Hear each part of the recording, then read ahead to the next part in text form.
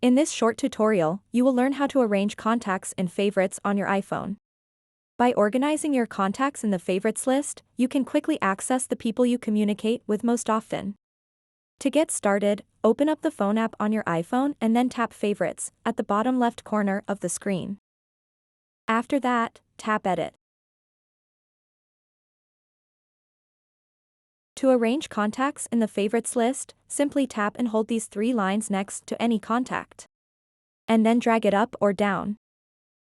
Let go of the screen to place the contact in its new position. Then tap Done to save changes. So that wraps up this tutorial. If you have any questions about this whole process, please let me know in the comments section below.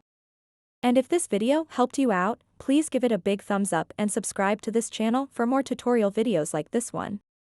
Thank you so much for watching and have a good day.